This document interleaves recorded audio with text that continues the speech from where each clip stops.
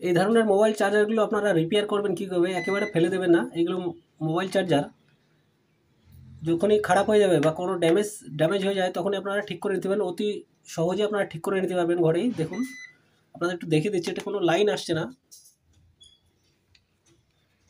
দেখুন আমাদের একটু দেখে দিচ্ছি।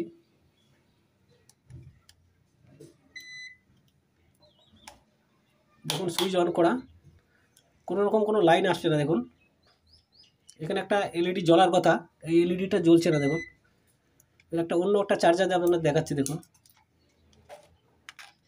এটাতে দেখাচ্ছি। দেখুন দেখুন এটা ফ্ল্যাশও হচ্ছে।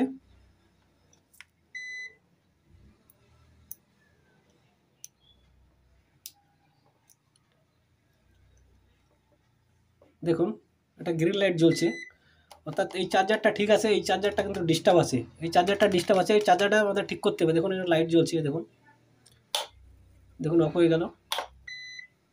দেখুন লাইট জ্বলছে, অর্থাৎ এই চার্জারটা ঠিক আছে। এবং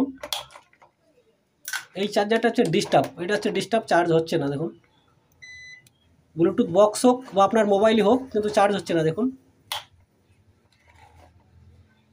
দেখুন চার্জ হচ্ছে না, এটা ডিস্টার্ব। তাই এই ধরনের চার্জারগুলো আপনারা কীভাবে ঠিক করবেন অতি সহজেই, তা আপনাদের আসুন সুন্দর করে একটা ভিডিও আপনাদের দেখিয়ে দিচ্ছি। সর্বপ্রথম করা লাগবে কি, এই চার্জারটা ওপেন করা লাগবে। চার্জারটা ওপেন করে নেবেন। দেখুন চার্জারটা ওপেন করে নিই,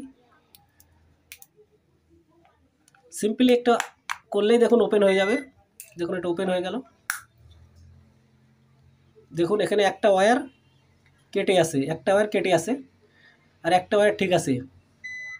এবার এই ওয়্যারটা, এই যে এসির লাইনে এখানে কানেক্ট করে দিলেই সম্ভবত ঠিক হয়ে যাবে। তখন আসুন দেখি, এটা কানেক্ট করে দেখছি, তারপরে বাকি কাজটা দেখছি। যদি কোনো অসুবিধা হয় তাও আপনাদের দেখাচ্ছি।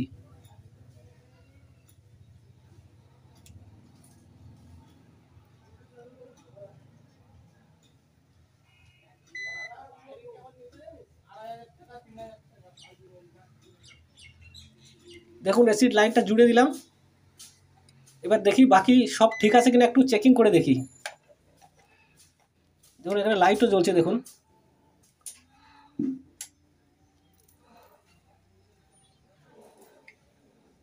দেখা যাক এবার ঠিক আছে কিনা। দেখুন লাইনটা ওকে হয়ে গেছে। দেখুন লাইনটা কিন্তু ওকে হয়ে গেছে। দেখুন লাইটটা জ্বলছে কিন্তু। তো এইভাবে আপনারা পুরনো যে মোবাইল চার্জারগুলো আছে এগুলো এইভাবে আপনারা রিপেয়ার করে নিতে পারবেন। এইভাবে আপনারা রিপেয়ার করে নিতে পারেন, কোনো সমস্যার কোনো কারণ নেই। আবার যেভাবে ছিল সেম সেইভাবে আপনারা এটাকে আবার লাগিয়ে নিতে পারেন।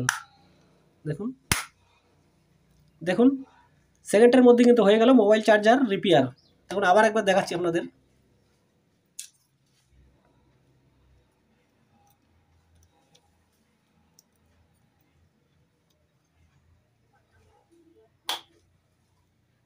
দেখুন লাইন জ্বলছে। তো এইভাবে আপনারা নষ্ট মোবাইল চার্জারগুলো ফেলে দেবেন না, এইভাবে আপনারা ঠিক করে নিতে পারবেন। থ্যাংক ইউ সকলকে, থ্যাংক ইউ। তো আজকে আপনাদের দেখালাম যে নষ্ট মোবাইল চার্জারগুলো আপনারা কীভাবে ঠিক করবেন ঘরে বসেই। থ্যাংক ইউ সকলকে, থ্যাংক ইউ।